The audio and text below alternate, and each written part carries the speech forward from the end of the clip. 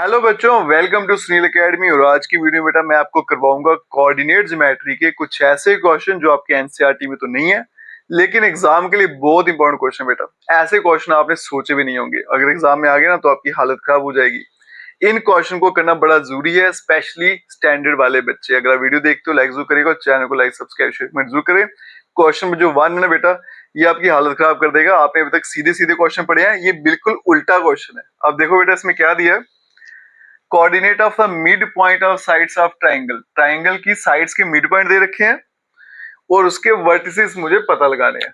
अभी तक जो क्वेश्चन करते थे ना आप, वर्टिसेस दिए होते थे, मिड पॉइंट फाइंड करते थे। अब उल्टा चलना है, मिड पॉइंट दिए, वर्टिसेस फाइंड करने हैं। उसके लिए क्या करेंगे, पहले मैं ट्राइंगल बना लेता हूं यहाँ पे, आपको थोड़ा क्लियर हो जाएगा। फिर ये ट्राइंगल आ गया, ये ए पॉइंट आ गया, ये बी आ गया, ये सी आ गया, ये आ गया इसके मिड पॉइंट। ये आ गया बेटा डी, इसको हम ई ले लेते हैं, इसको मान लेते हैं एफ।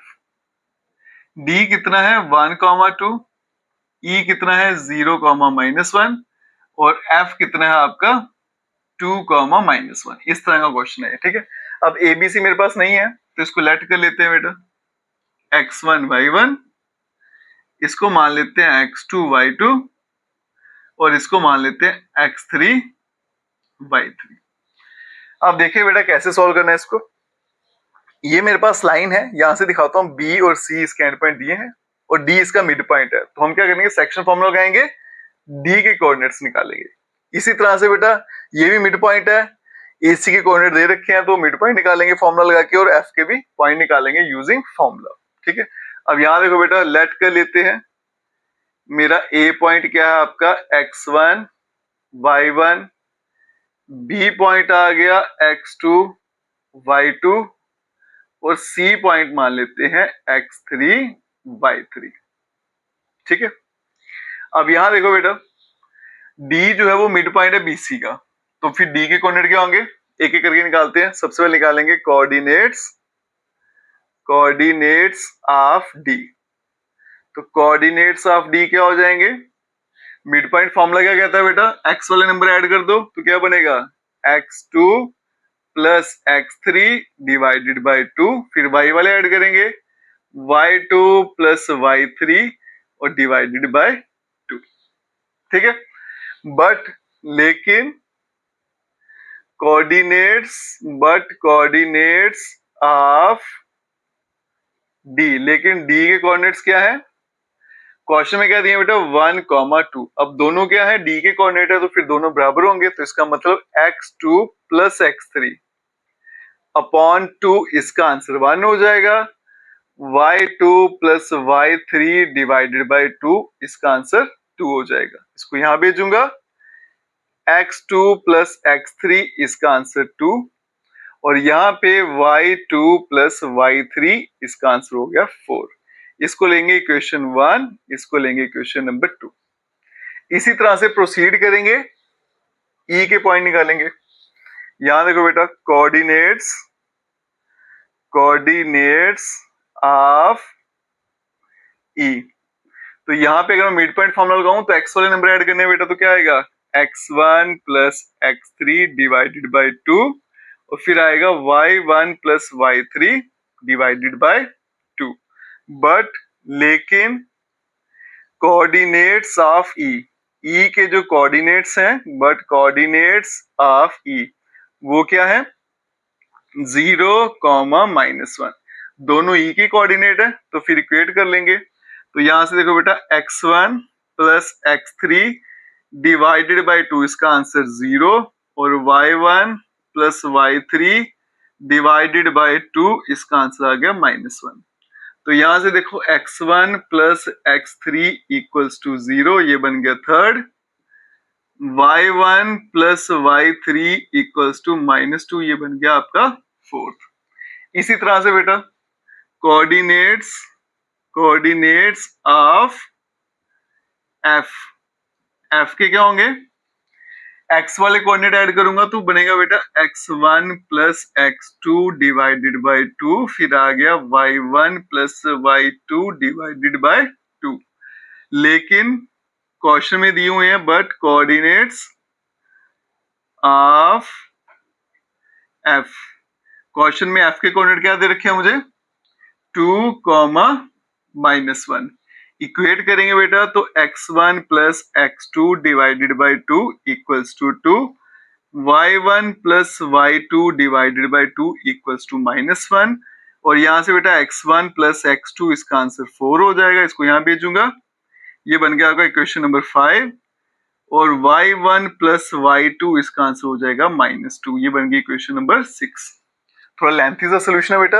अभी मान लीजिए आधा ही क्वेश्चन हुआ मेरा, मैंने कुछ नहीं किया बेटा, मिड पॉइंट दे रखे थे, मिड पॉइंट फॉर्मूला लगाया, खुद से कोऑर्डिनेट निकाले, दिए भी थे, इक्वेट करिया, और मेरे पास 6 इक्वेशन बन के आ गई हैं। ठीक है, तो बच्चों मैंने क्या किया, सारी की सारी इक्वेशन यहाँ पे मैंने अरेंज करके लिख दी है। अब आगे देखना बेटा इनको कैसे सिंप्लीफाई करेंगे और वहां से x1 y1 x2 y2 और x3 y3 कैसे निकालेंगे।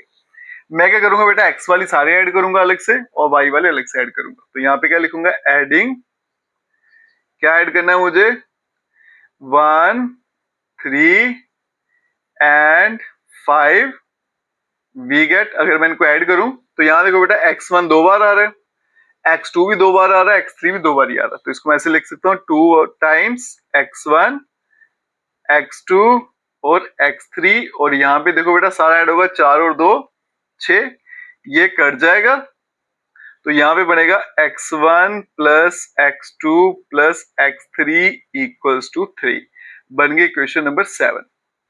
इसी तरह से क्या करेंगे बेटा, एडिंग कर देंगे y वालों की, एडिंग 2 4 एंड 6 वी गेट। अगर मैं इनको ऐड कर दूं तो y वाले ऐड होंगे सारे, y1 दो बार है, y2 भी दो बार है, y3 भी दो बार ही है, तो क्या लिखेंगे y1 plus y2 plus y3, और यहाँ पे आंसर आएगा 4 और ये -4, ये तो हो गया आपका सीधा सीधा 0, बन गई इक्वेशन नंबर 8। 2 वहां जाएगा तो भी क्या रहेगा, 0 रहेगा, तो ये आ गया आपकी इक्वेशन नंबर 8। अब देखो बेटा आगे कैसे सॉल्व करना है। अब यहाँ पे क्या करूंगा, वैल्यू डाल लेता हूँ मैं, x1 प्लस x2 की वैल्यू मुझे दे रखी है, वो यहाँ पुट करते हैं तो x3 निकल गया, x3 की वैल्यू यहाँ डाल दूंगा, x1 आ जाएगा, यहाँ पे x2 आ जाएगा, x2 की वैल्यू यहाँ डाल दूंगा, तो इस तरह से सारे निकल जाएंगे। हम क्या करेंगे, पुट करेंगे x1 plus x2 equals to 4 in equation 7, यहां पे डालते हैं, तो x1 प्लस x2 इसके वाले में क्या आएगा बेटा, 4 प्लस x3 इक्वल्स टू 3, ये वहां जाएगा, 3 - 4, तो x3 का आंसर आ गया -1। अगर x3 -1 है बेटा तो यहां पे डाल देता हूं तो x1 भी आ जाएगा, तो इसका मतलब x1 x3 के बदले में -1 इक्वल्स टू 0, x1 आ गया आपका प्लस का 1, x1 आ गया, उसकी वैल्यू यहां डाल देते हैं तो x2 भी आ जाएगा, तो बनेगा बेटा 1 प्लस x2 इक्वल्स टू 4, तो x2 आ गया आपका 4 - 1 करूंगा तो 3। इसी तरह से बेटा y वाले सॉल्व करेंगे, y1 y2 की वैल्यू यहां डाल देते हैं, पुट y1 प्लस y2, क्या आंसर था इसका, y1 प्लस y2 का आंसर क्या, -2 इन इक्वेशन नंबर 8 में डालेंगे, यहां पे इसके वाले में आएगा -2 प्लस y3 इक्वल्स टू 0, तो y3 का आंसर आ गया आपका +2, एक हो गया। अब y3 की वैल्यू उठा के डाल देते हैं यहाँ पे, तो y1 निकल जाएगा, तो y1 प्लस 2 इक्वल्स टू -2, ये वहां जाएगा, तो बनेगा y1 इक्वल्स टू -4, y1 भी आ गया बेटा। अब मेरे पास y2 पेंडिंग है, यहां डाल देते हैं, तो y1 -4 plus y2 equals to -2, इसको वहां भेजूंगा, तो y2 इक्वल्स टू -2 प्लस 4, तो y2 का आंसर हो गया आपका 2। तो बेटा x1 x2 x3 और y1 y2 y3 सारे आ गए। अब मैं आपको वर्टिसेस लिख के दिखाता हूँ। पहला वर्टिक्स था x1 y1, तो x1 की वैल्यू देखो बेटा क्या 1 है, y1 की क्या है -4, तो क्या आएगा 1, -4। b की वैल्यू क्या आएगी, x2 क्या है मेरा 3 और y2 कितना है 2, और c की वैल्यू x3 कितना है मेरा -1 और y3 कितना है 2, और ये इस क्वेश्चन का आंसर है। लेंथी सा सोल्यूशन है बेटा, लेकिन एग्जाम के लिए क्वेश्चन बहुत इंपॉर्टेंट है। चलते हैं बेटा नेक्स्ट क्वेश्चन पे, चलते हैं बच्चों नेक्स्ट क्वेश्चन पे। और आजकल इसी तरह के क्वेश्चन जो है एग्जाम में पूछे जाते हैं। हमने जो क्वेश्चन किए हैं बेटा आपके एनसीईआरटी में वो एक्स एक्सिस वाले किए हैं, ये वाई एक्सिस वाला है, थोड़ा सा अलग होगा, लेकिन बेटा तरीका जो है वो सेम ही रहेगा। अब देखो क्वेश्चन में क्या है, फाइंड द रेशियो, मुझे तो रेशियो पता लगाना है और वाई एक्सिस जो है इस लाइन को कट करता है। Also find the point of intersection, जो पॉइंट ऑफ इंटरसेक्शन वो भी पता लगाना है। तो यहाँ पे एक लाइन बना लेते हैं बेटा, ये आ गया आपके एंड पॉइंट 5 कॉमा -6, ये आ गया दूसरा पॉइंट बी -1 और -4, और यहाँ पे इसको हम कट कर रहे हैं, लेकिन कट कौन कर रहा है, वाई एक्सिस। इस पॉइंट का नाम पी दे लेते हैं। अब देखो बेटा ये वाई एक्सिस है, तो यहाँ पे एक्स वाला पॉइंट हमेशा क्या रहता है, 0, और वाई वाला मैं वाई ले लेता हूँ, और रेशियो मुझे पता लगानी है, उसको ले लेते हैं के रेशियो 1। तो यहाँ पे क्या लिखेंगे, लेट रेशियो कितनी है वो, के रेशियो 1, और आपका जो पी पॉइंट है, तो कोऑर्डिनेट्स जो आएंगे आपके पी के, कोऑर्डिनेट्स ऑफ पी वो क्या हो जाएंगे बेटा, 0, बाई। अब ये मेरे पास क्वेश्चन बन गया बेटा, आपको एंड पॉइंट दिए हैं, रेशियो दे रखा है, पी के कोऑर्डिनेट निकालेंगे खुद से। तो कोऑर्डिनेट्स ऑफ पी, तो पी के कोऑर्डिनेट्स क्या आएंगे, अब इसको बेटा यहां मल्टीप्लाई करना है और इसको इस तरफ करना है, तो क्या बनेगा, k को -1 से किया तो -k, 1 को 5 से किया तो आएगा 5, और divided by sum of ratio, ये आएगा k+1। फिर y वाले से करेंगे तो आएगा -4k, 1 इंटू -6 तो -6 divided by sum of ratio. ठीक है, और ये मुझे कोऑर्डिनेट दे रखे हैं बेटा, ये मैंने खुद से निकाले, तो दोनों p के पॉइंट है, फिर दोनों बराबर होने चाहिए। तो इसका मतलब -k+5 अपॉन k+1, इसका आंसर क्या होना चाहिए, 0, और -4k -6 अपॉन k+1, इसका आंसर कितना होना चाहिए, y के बराबर। अब इसको बेटा मैं सिंप्लीफाई करूं, अगर इसको यहां भेज दूं तो ये तो 0 हो गया पूरा, तो -k+5, इसका आंसर क्या हो गया, 0, -k = -5, इसको वहां भेज देता हूं, तो k का आंसर बन गया बेटा 5। ठीक है जी, k 5 आ गया, तो मेरे पास जो रेशियो है वो क्या बन जाएगा, रेशियो बन जाएगा आपका 5:1। एक तो निकल गया, अब क्या करना है मुझे बेटा, पॉइंट निकालने हैं, एक पॉइंट तो निकला वो 0, दूसरा निकालना, तो यहाँ पे k की वैल्यू डाल देते हैं। तो ये बनेगा बेटा -4, k की वैल्यू कितनी है, 5, -6 डिवाइडेड बाय 5+1 = y। ये आ गया -20 -6, और यहाँ पे आ गया 6 = y, -26 डिवाइडेड बाय 6 = y। ये बेटा 2 के टेबल से कैंसिल होता है, 13 से आएगा, 3 से आएगा, तो y का आंसर आ गया -13 डिवाइडेड बाय 3, y निकल गया।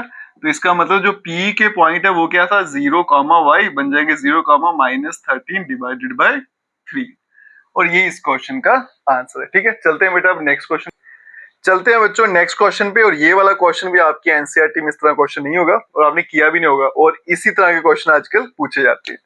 तो क्वेश्चन में देखो बेटा क्या है, डिटरमिन द रेशियो, मुझे तो रेशियो पता लगाना है, लेकिन in which the line divide the line segment. अब आपकी जो लाइन सेगमेंट है उसको एक लाइन कट कर रही है, उसकी क्वेश्चन मुझे दे रखी है, और लाइन के एंड पॉइंट भी मुझे दिए हुए हैं। तो यहाँ पे देखो बेटा ये आ गया मेरा ए पॉइंट 1,3, ये आ गया बी पॉइंट 2,7, और बीच में यहां से हम इसको कट करते हैं।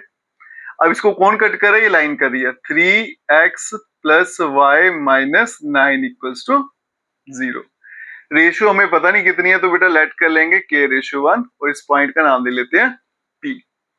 अब यहां देखो बेटा कोऑर्डिनेट्स लेट कर लेते हैं, पहले स्टेटमेंट लिख लेते हैं, लेट रेशियो बी के रेशियो 1।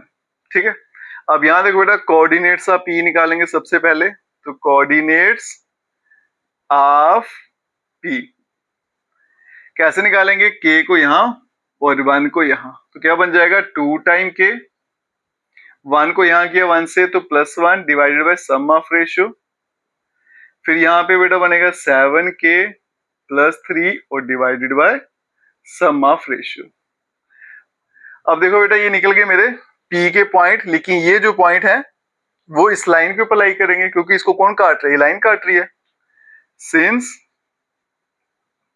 ये जो आपने पॉइंट निकाले 2k + 1 upon k+1, 7k + 3 divided by k+1 lies on line, कौन सी लाइन पे है, 3x plus y minus 9 equals to 0।